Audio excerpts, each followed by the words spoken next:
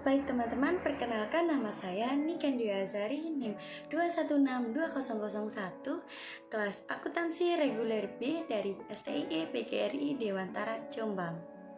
Baik teman-teman, saya akan mempresentasikan tentang teori perilaku kepemimpinan atau behavioral theories of leadership.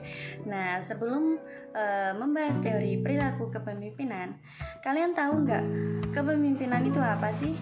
Kepemimpinan merupakan sebuah bidang riset atau juga suatu keterampilan praktis yang mencakup kemampuan seseorang atau sebuah organisasi untuk memimpin atau membimbing orang lain, tim atau seluruh organisasi, atau bisa kita simpulkan kepemimpinan adalah kemampuan untuk mempengaruhi kelompok menuju pencapaian visi atau serangkaian tujuan. Slide selanjutnya, apa itu behavioral theories of leadership? Behavioral theory of leadership yaitu kepemimpinan yang mengulas perilaku khusus yang membedakan seseorang pemimpin dengan bukan pemimpin.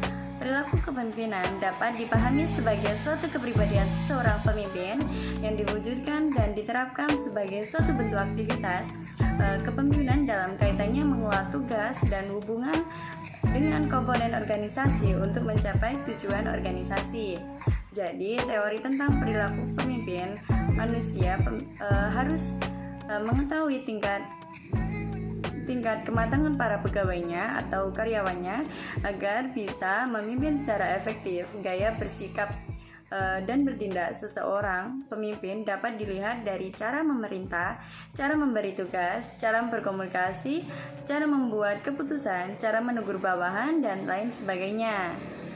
Slide selanjutnya ini ada behavioral leadership teori, itu ternyata dikembangkan oleh dua universitas ternama, yaitu dari Ohio State University pada akhir tahun 1940-an dan yang kedua dari University of Michigan.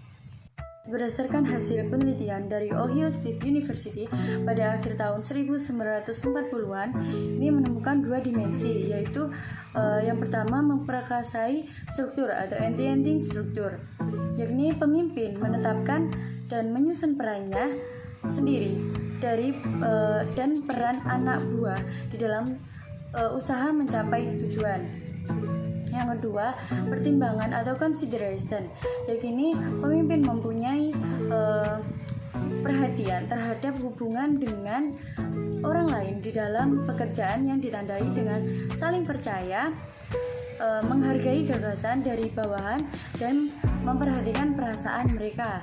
Jadi pengikut dari pemimpin yang tinggi atau consideration-nya itu lebih puas dengan pekerjaannya, terus lebih termotivasi dan lebih hormat kepada pemimpinnya. Sedangkan implementing struktur itu lebih berhubungan kuat dengan produktivitas kelompok dan organisasi yang lebih tinggi, dan evaluasi kinerjanya itu ya lebih positif.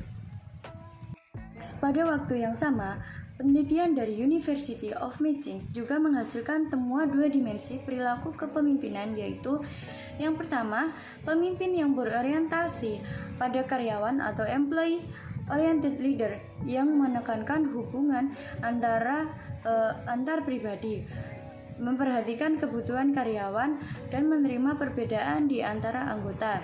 Yang kedua, pemimpin yang berorientasi pada produk atau produk oriented yang menekankan bahwa pada aspek teknis atau tugas dari pekerjaannya.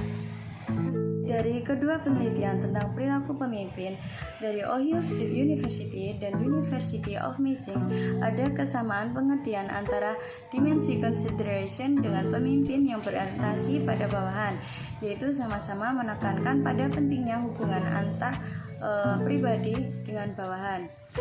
Jadi dimensi ini memperkasai struktur dan orientasi pada produk yang saling melengkapi. Teman-teman, itu yang berkaitan dengan perilaku kepemimpinan yang bisa saya jelaskan. Jika kalian kurang jelas atau kurang paham apa yang saya sampaikan, kalian bisa mencari referensi-referensi di Google.